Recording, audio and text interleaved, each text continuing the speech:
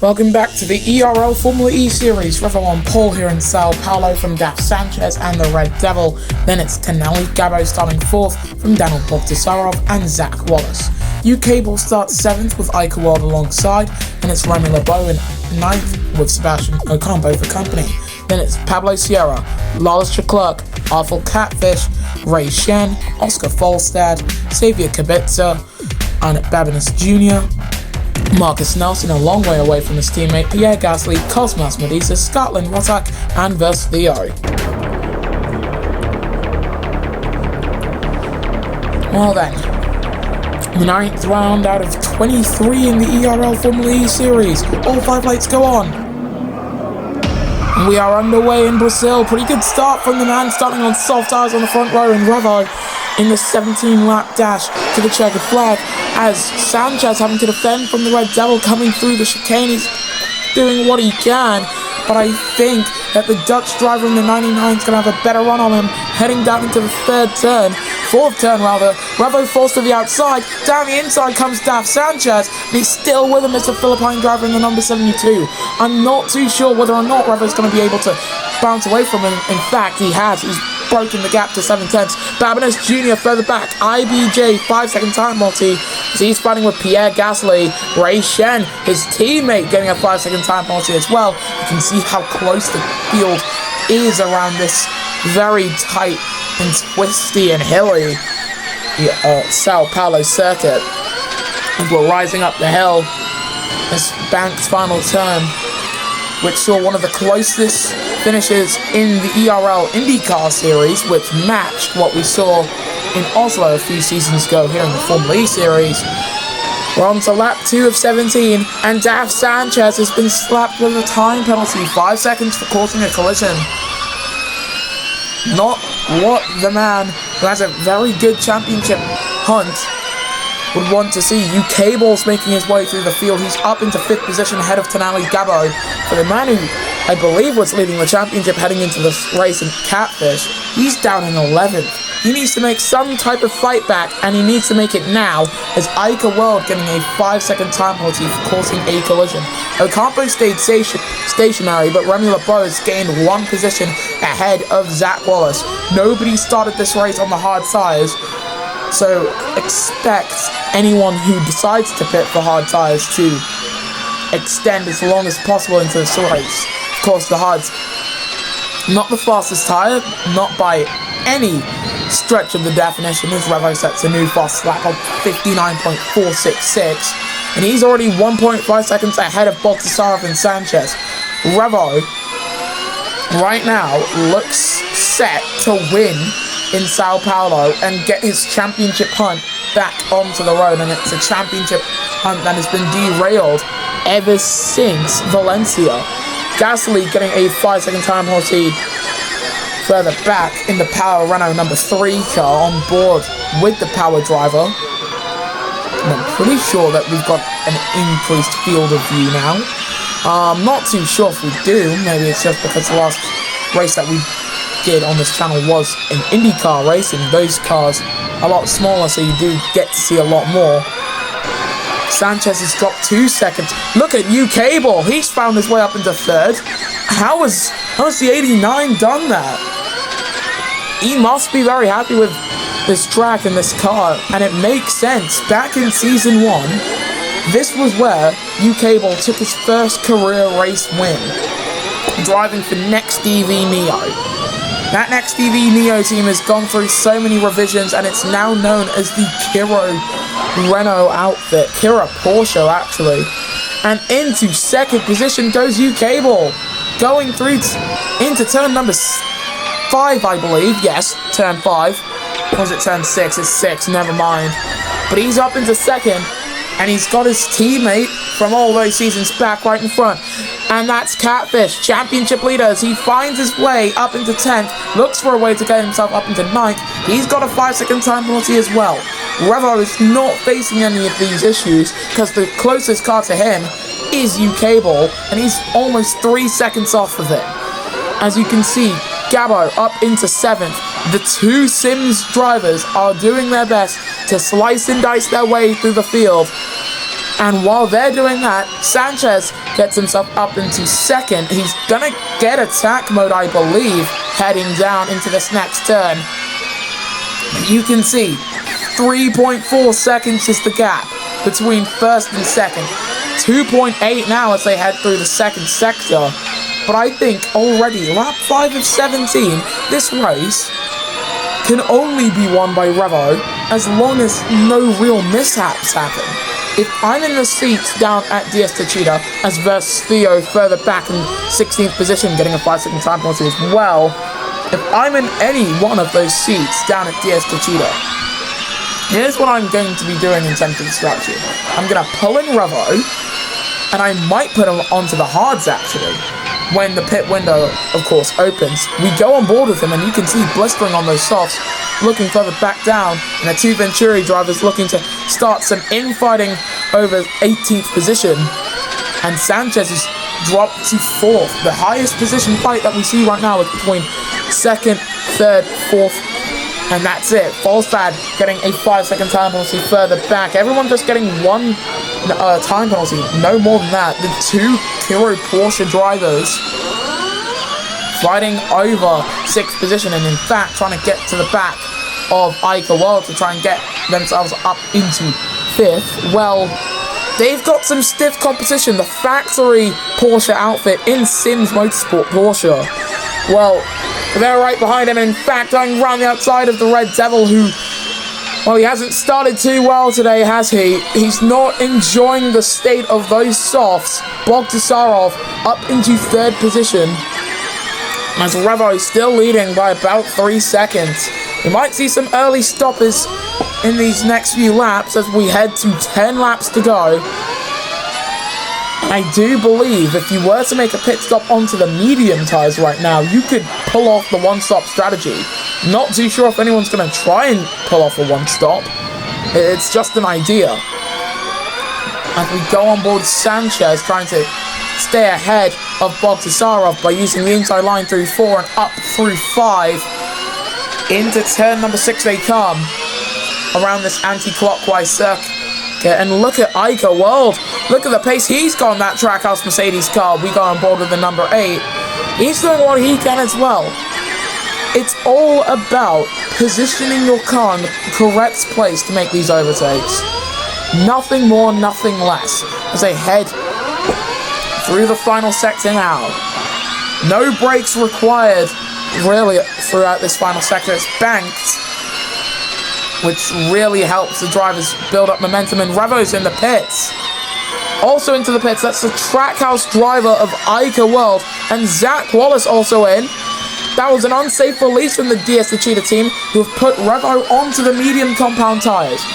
We take a look at Ocampo, who's also on the mediums. You can see a little bit of blistering, but 50% tyre wear. He should be fine to lap 10. If Ocampo can make it to lap number 10, then Revo can make it to lap 17. And if Revo makes it to lap 17, he can do the one-stop. But you have drivers behind him who are certainly with a much safer one-stop in Cosmas Medicis and Pierre Gasly, who have both gone onto the hard compound of tyres.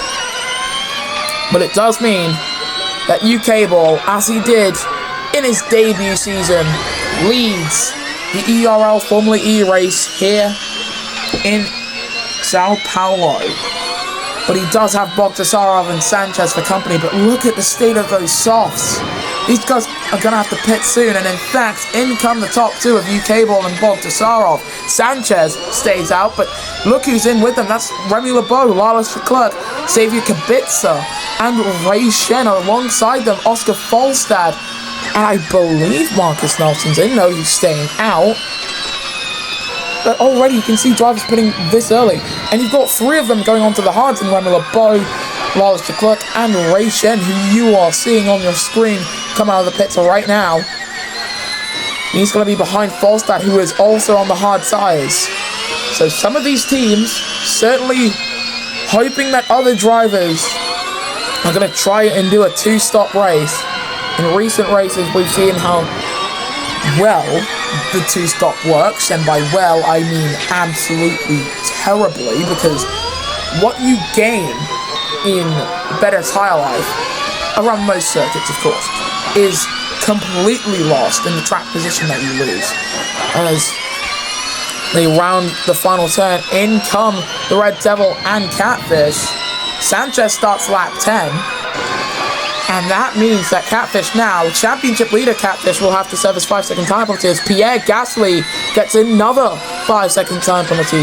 That's 2 in different pit cycles. Catfish comes out on the hards. Revo is so far ahead right now. I think this might be Revo's easiest win in his career.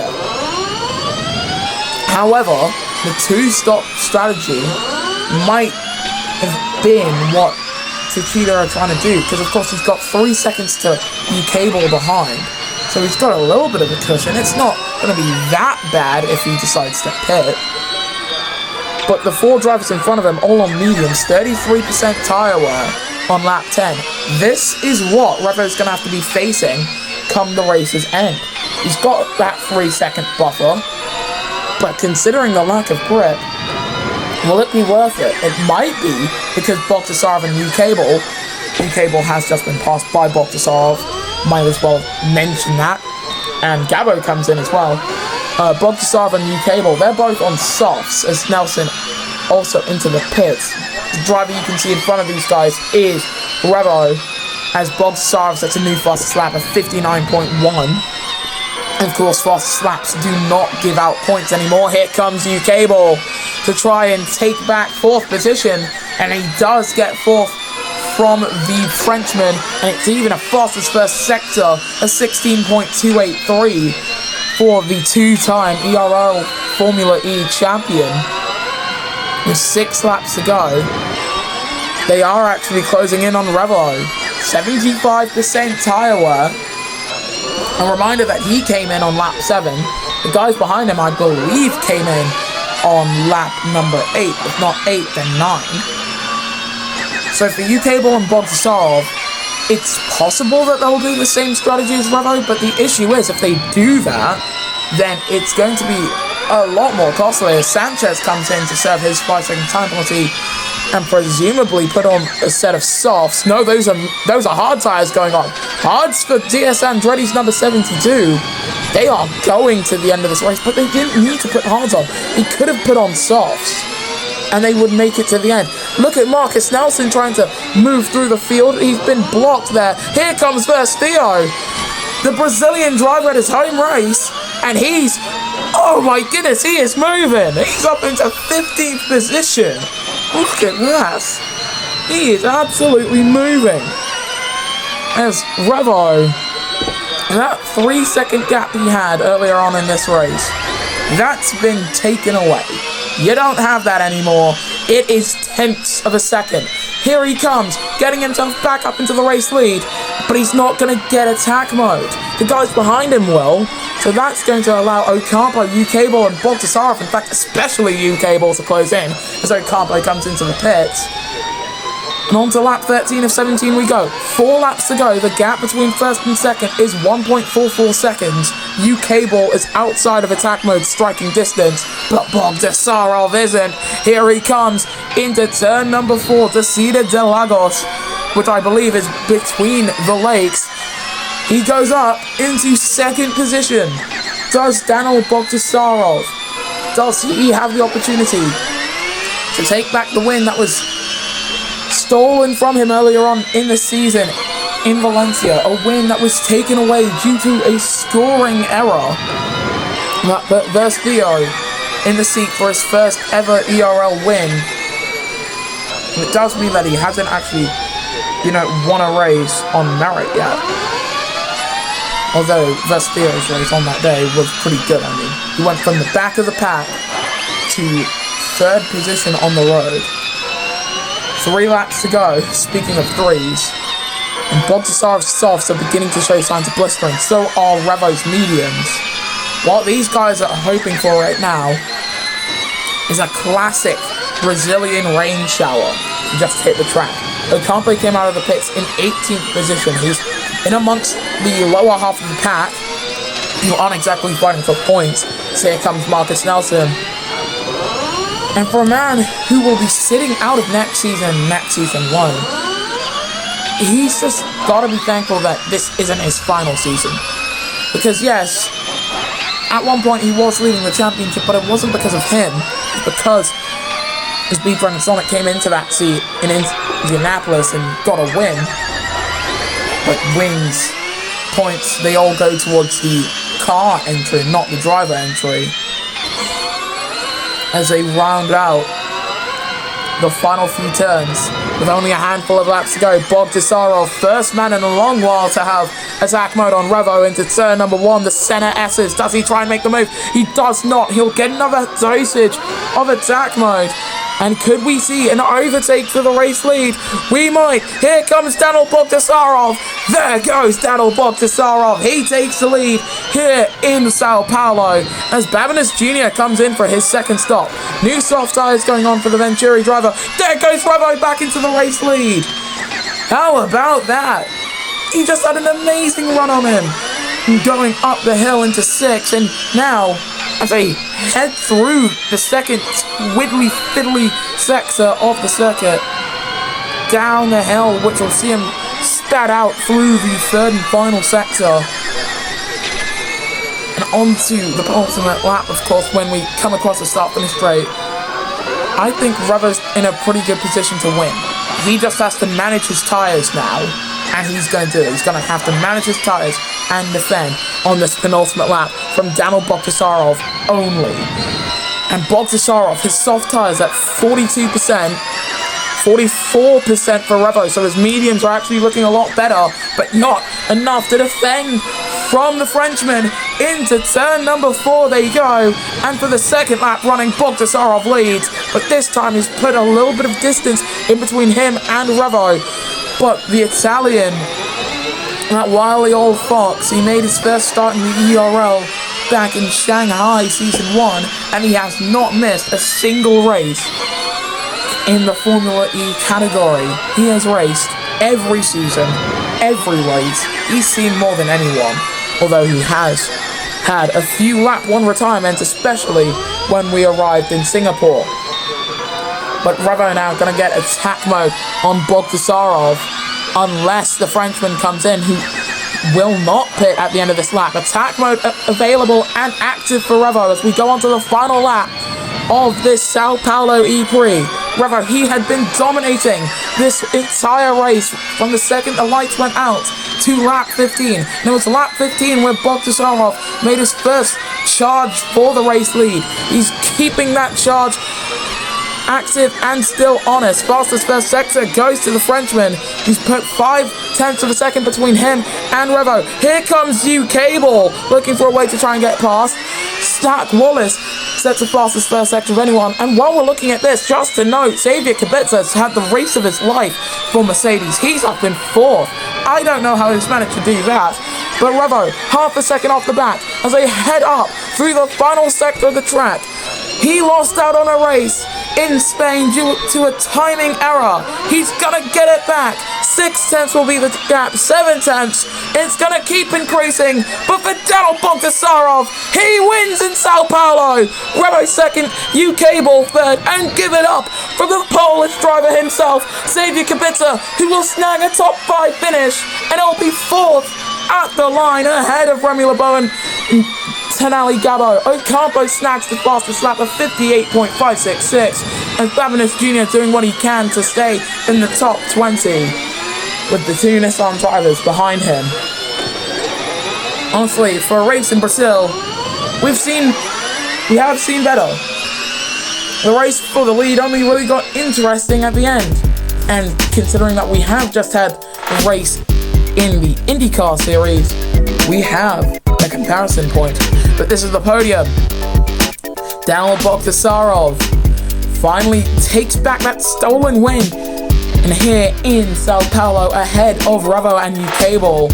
And for Bogdasarov to be standing alongside a 3-time world champion and a 2-time world champion, it's gotta mean something for him once again. And it's Xavier Kubica, Remy LeBeau, Tenali Gabo, the Red Devil, Wallace Clerk, Pablo Sierra, Zach Wallace, the top 10 with First Theo just outside of it for the driver starting his first home race in Brazil. Then it's Sebastian Ocampo, Arthur Catfish, Daf Sanchez, Ica World, Marcus Nelson, Oscar Falstad, Ray Shen, Pierre Gasly, Ina Babinas Jr., Cosmas Medicis, and Scathlin Rothak. In the driver's standings, Catfish leads. He's only 2 points ahead of Revo, who is a further 10 points ahead of teammate Marcus Nelson. 1 point behind him is Daf Sanchez. 4 points further back is Ocampo. Further 14 points further back is Romulo Bowen. 2 points back, you see a tie for 7th between Bogdasarov and Leclerc. And I'm going to predict this right now. This top 8 you see right now, this is going to be where to look for championship contenders for the rest of the season. I'm calling it right now. One of these 8 is going to take the championship. It's not going to be anyone behind them. However, I will say this, the season that Ray Shen's been having right now has been very incredible, to say the least. He's in 9th, ahead of Ica World, the Red Devil, Zach Wallace, Tenali Gabo, Xavier Kubica, ahead of his teammate Theo. Then it's Babinas Jr., Cable, Oscar Falstad, Pierre Gasly, Pablo Sierra, Scathlin Rothak, and Cosmas Medicis. In the constructors standings, heading into the 10th race in Monte Carlo, a crown jewel event, no less. It's Diaz Techeetah who leads ahead of Diaz Andretti and Sims Porsche. Then it's Trackhouse Mercedes, Kiro Porsche, Venturi Formula E Team, Edam's Renault, Mercedes EQ, McLaren Mercedes, Paolo Renault, and Nissan Nismo. And Nissan, well, they have to step up the game, really. But for the rest of the teams, it's time to head to the glitz and glamour of Monaco when the ERL Formula E Series returns.